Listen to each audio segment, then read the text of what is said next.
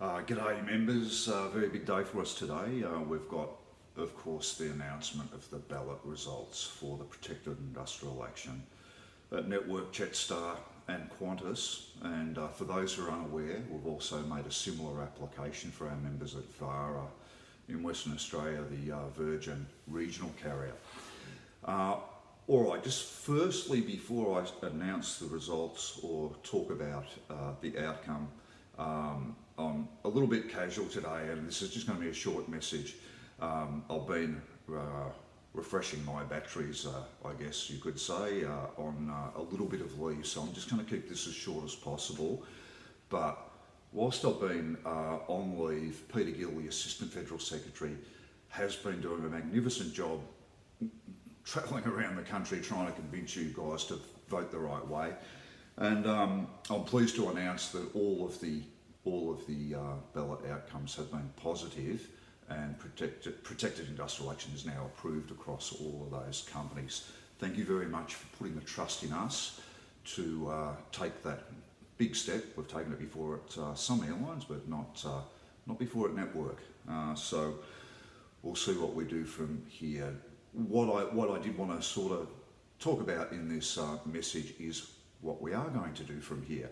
And I know some members have reservations, some members want to go full throttle, or there's a whole different variation of what we should or could do. And what I'm just going to do here is simply tell you what we are going to do. Look, the real reason that we wanted a protected industrial action ballot was so that the companies could come back to the negotiation table with a real offer. I mean, it is, or we call it the AMBER claim, 0-0 followed by 2% pay increases. You cannot, in any real sense, think it reasonable to take wage freezes whilst CPI is above 5%. It'd be silly to agree to something like that, and of course we haven't done that and don't intend to.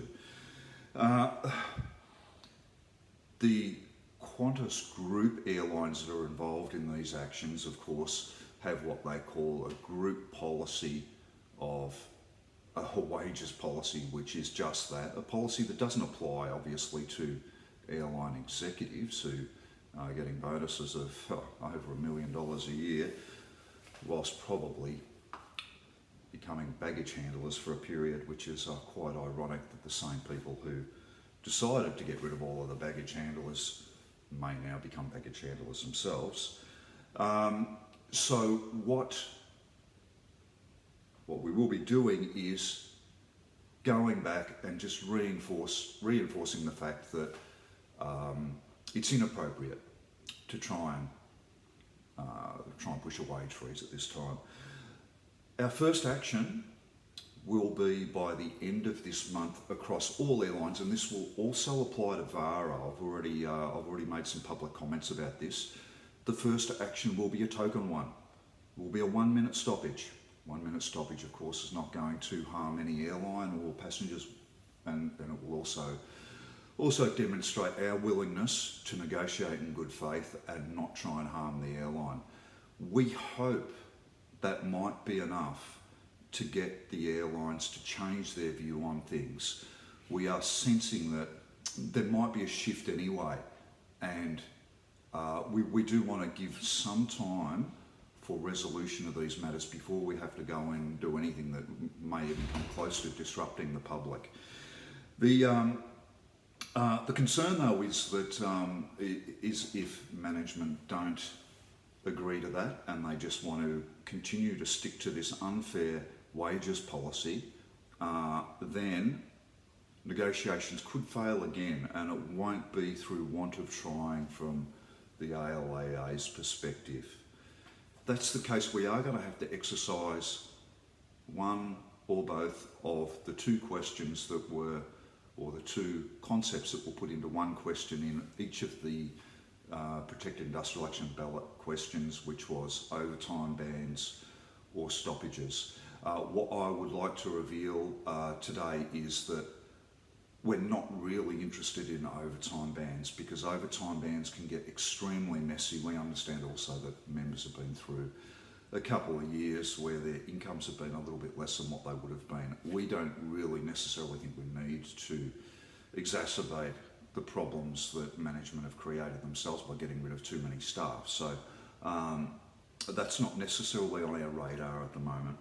What is on our radar, if things don't progress well at the next round of negotiations, is the stoppages. And we would be notifying the airline of stoppages of varying length. The stoppages could be 1 hour, 4 hours, a full shift. That'll be considered on a case-by-case basis. However, there's going to be a twist to this one, and we're conscious of many things. We're conscious of bad press, and at the moment, obviously, the press is not really against us. So I've got a feeling the Qantas Group is suffering from their poor performance, being put up in spotlights at the moment. We do, or are mindful that we do not want to get the public offside, and also we do not want to open up opportunities for the company to go running off to the Fair Work Commission saying that we've gone too far with our actions, they're damaging the economy, or whatever excuse they're going to come up with to get the whole thing called off.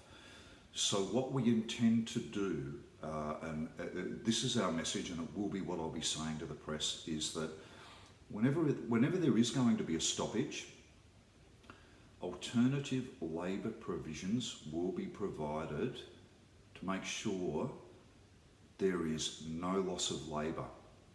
And I won't say too much more about this at this stage. I won't reveal to you exactly what it means, but it is all good for you guys. So again, we want to assure the public that we won't be harming the services. Our target is not the passengers. Our target is the airline or airlines who are not negotiating in good faith. We want to create a financial penalty for them to have to find alternative labour that we will offer that will be more expensive than paying people their single time rate to attend work. What we have in our kit is something that will hopefully also mean that members don't lose money by taking action. And people can read between the lines and think whatever they like with that. I think management would already have heard what it may be. But for the next month or two, we'll be back to the negotiation table. When we do take that step of having to take any serious action, it will be a methodical approach developed by the ALAA office with legal input to make sure that we do not cross that line of going too far with our action. A key message is going to be, this is not an action against passengers. This is something that we need to do to place pressure on the airline to put a reasonable offer on the table. That's pretty much all for now. We probably won't need to say too much over the coming weeks. We'll be back to negotiation. And if anyone has any questions about any of this, please just contact our office, and we'll make sure that you are assured or understand what we're going through. So thanks a lot again for everyone for your support and trust in what we need to do. And let's make sure we're all working together to get that good outcome. Cheers all.